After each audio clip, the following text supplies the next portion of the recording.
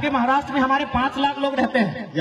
आप तो खुद सतारा में है, आप खुद बताइए वो कैसा रहते हैं। 1 मिनट बता दीजिए किस प्रकार का कमरा है और क्या काम करते हैं। 10 बाय 10 खोली में वो अपना बीबी बच्चे पढ़ाई। सुन लीजिए, 10 बाय 10 के रूम में बीबी बच्चों के साथ रहते हैं। 10 बाय 10 बुझा वो, यानी 2 आदमी सुथबार घरवा में हटा जी तो 10 बाय 10 के। इन्हें हम कोनो बोलने के लिए प्लानिंग करके नहीं लाए हैं, ये बल्कि ये स्कूल चलाते हैं, संस्था चलाते हैं। इनके पास भी बहुत सारे झारखंडी नौकरी करते हैं ना भाई। या हमारे जो भाई सुनील माने साहब, संजू जी माने हमारा दूसरा भाई है, वहाँ नौकरी करते हैं। बात बरोबर है? बरोबर है।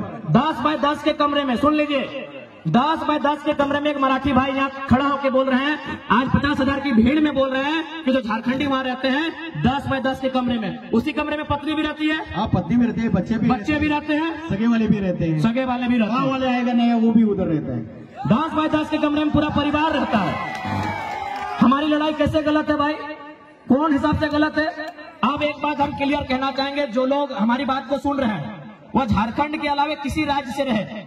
हमारी लड़ाई किसी राज्यवासी से नहीं है, बात को समझिए। हम बात कर रहे हैं 1932 खतियान की। अब सवाल है कि 1932 का खतियान का मतलब ये थोड़ी है कि जो लोग खतियानधारी नहीं है राज्य से चले जाए, ऐसा किसने कहा आपको? बिल्कुल नहीं। पहले समझिए कि खतियान का इस्तेमाल कहाँ होगा, खतियान का इस्तेमाल कहाँ होगा, उसका उपयोग कहाँ होगा। न हम लोग मांग कर रहे हैं कि खतियान के आधार पर झारखंड की स्थानीय नीति बने, क्योंकि सभी झारखंडी नहीं होंगे। 140 करोड़ लोग झारखंडी नहीं होंगे। बात को समझिए, जितने भी गैर झारखंड के लोग यहाँ रहते हैं और अपने राज्य में भी, यानी दोनों राज्य में रहते हैं, बात को समझिए। भारत की अभी जनसंख्या मान के चलिए अनुमान 140 करोड़ है, अनुमान मानते हैं, और झारखंड की जनसंख्या मोटा मोटी 3.5 करोड़ है। तो भाई पूरा का पूरा 140 करोड़ झारखंडी नहीं हो सकता है, समझिए बात को।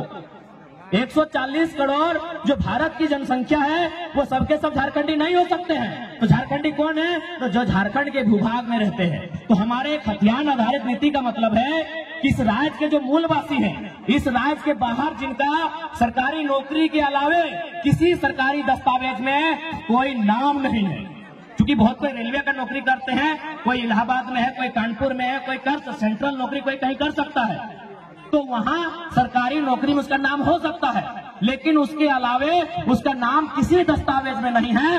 वो मूल रूप से झारखंडी है, जिनका सिर्फ यही नाम है, यही दस्तावेज है, यही घर है, यही मकान है, यही सब कुछ है। अब सवाल है कि खतियान के आधार पर एक स्थानीय नीति बनेगी। उस स्थानीय नीति को लागू किया जाएगा जो झारखंड की वैकेंसी होगी।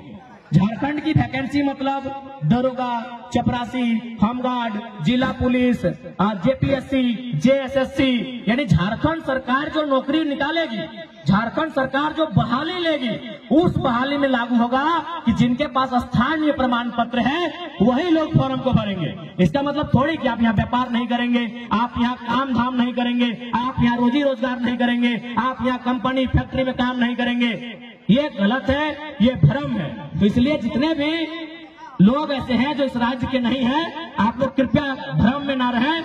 हमारा मांग क्या है, हमारा आंदोलन क्या है, उसकी असलियत को समझने का काम करें। और मैं बिल्कुल कहता हूं, जो लोग ईमानदारी से, जो लोग निष्ठापूर्वक इस विषय को समझते हैं, वो कर है हमारे साथ खड़े हैं। और साथ ही साथ इसलिए उस भ्रम से आप बाहर निकलिए। बाकी हमारा डिमांड क्या है? निजी क्षेत्र में 75%।